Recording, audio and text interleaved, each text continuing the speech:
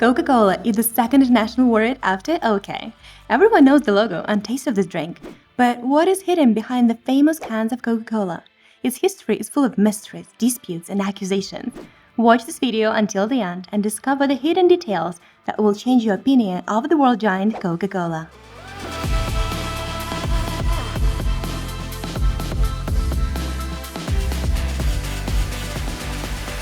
It's difficult to imagine a world without Coca-Cola, the most popular soft drink on Earth. Pharmacist John C. Pemberton created the original formula in 1886, over 137 years ago. Dr. Pemberton was born on the 8th of January in 1831 in Knoxville, Georgia. Pemberton earned his medical degree at the age of 19 from the Reformed Medical College in Georgia in Macon. He practiced some medicine and surgery early in his career, later opening his own drugstore in Columbus, Georgia. Pemberton served in the Confederate Army for almost the entire span of the Civil War. During a battle involving a sword fight on horseback with Union cavalry, Pemberton was shot and slashed by a saber. His doctors didn't think that he would survive and gave him morphine to ease the pain, yet he miraculously survived. Before the war, Pemberton had served as a chemist and druggist, so he had access to morphine and became dependent upon it to ease his pain after the war. He moved with his wife, Anne Eliza Clifford Lewis, and his son Charles to Atlanta after the war, where he began selling patent medicines and operated his own laboratory, where he became known as the most famous physician. He also began to experiment with opium-free medicine, as he knew his morphine addiction was dangerous. When another doctor claimed he could cure opium habits with cocaine, Pemberton devised his own mixture, which used coca leaves and cola nuts, and he called it French wine coca.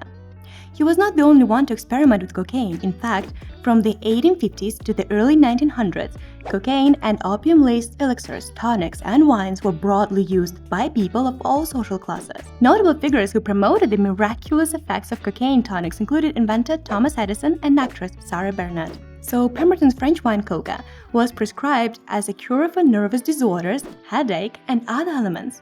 His remedy became so popular, but when Atlanta forbid the sale of alcohol in 1885, Pemberton had to produce a non-alcoholic alternative. Through his experiments and tastings in nearby pharmacy, he came up with a mixture that contained extracts of cocaine and cola nuts, a rich source of caffeine, and sugar for sweetening, because otherwise the syrup was extremely bitter.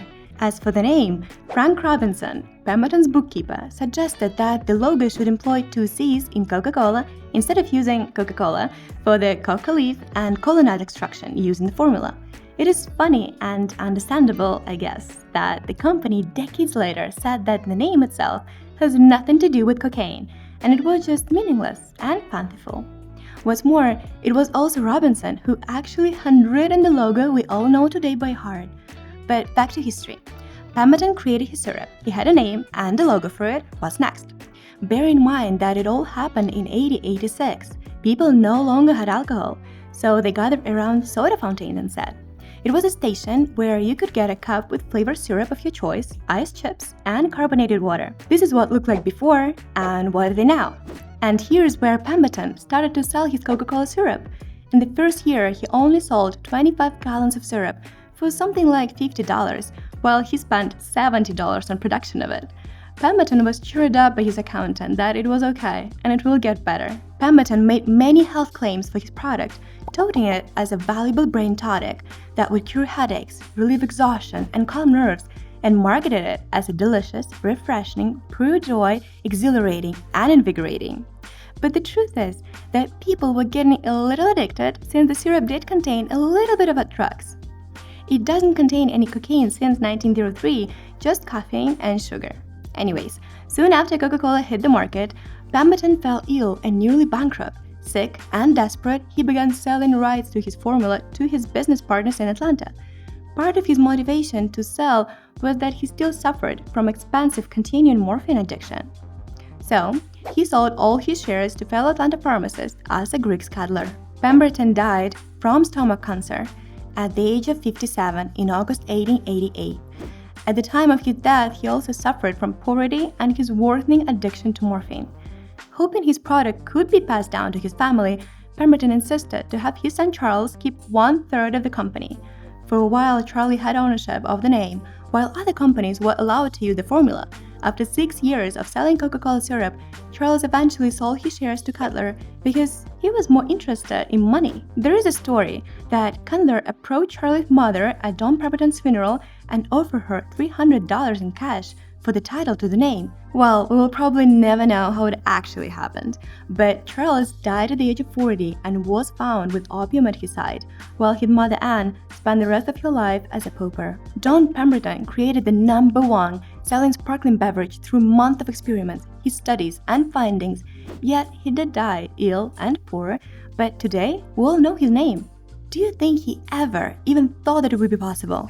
Well, Candler was now in charge of Coca-Cola for a total cash outlay of $2,300 and the exchange of some proprietary rights, although some former shareholders claimed that they never signed any papers, which is pretty tough to know today for sure. He founded the Coca-Cola Company. Candler came up with the first marketing effort. He knew that Coca-Cola was a catch, and if only he could make people taste it, they will surely come back for more. So, he asked all pharmacists and stores where Coca-Cola was presented a simple favor to give him a list of their best customers. So he sent each of them a coupon for a free sample. I guess you're not surprised that this worked because free was and is always catchy, and the beverage itself surely made people come back for more. But coupons as a marketing tool didn't even exist back then, so it was created by Candler. We should maybe thank him for all free samples we get today. Under Candler's leadership, sales rose from about 9,000 gallons of syrup in 1890 to 370,877 gallons in 1900. Also, during that decade, syrup-making plants were established in Dallas, Los Angeles, and Philadelphia, and the product came to be sold in every US state and territory as well as in Canada. In 1894, impressed by the growing demand for Coca-Cola and the desire to make the beverage portable, Joseph Bineham installed bottling machinery in the rear of his Mississippi soda fountain, becoming the first to put Coca-Cola in bottles. Large-scale bottling was made possible just 5 years later when in 1899, two businessmen in Tennessee secured exclusive rights to bottle and sell Coca-Cola. Two entrepreneurs purchased the bottling rights from Asa Candler for just $1 because Candler thought it was a ridiculous idea, and the future of Coca-Cola wasn't fountain drinks. The bottling process was expensive. He didn't want to be a part of it. And anyway, if two men ever succeeded, Candler would have more profit from syrup sold to them, so it was a win-win in his opinion. So now we have a founder of Coca-Cola, the founder of a company called Coca-Cola, and 3 founders of the Coca-Cola worldwide bottling system. Coca-Cola bottles at first looked like this. But there were so many people willing to copy the company's success, and since they could use the same mix of ingredients, each of them tried to make a better beverage and sell them under their original name. So, to avoid copying, the bottle needed to be unique. One of the hired agency's employees suggested using the shape of a cacao pod because he simply mistook it for the coca. Well, the shape has changed over some time and now we have this perfectly shaped bottle. Some of the bottling businesses were later acquired by the Coca-Cola Company and others partnered. But at the end of the day, the actual Coca-Cola Company largely produces syrup concentrate, which is then sold to various bottlers throughout the world who hold exclusive territories.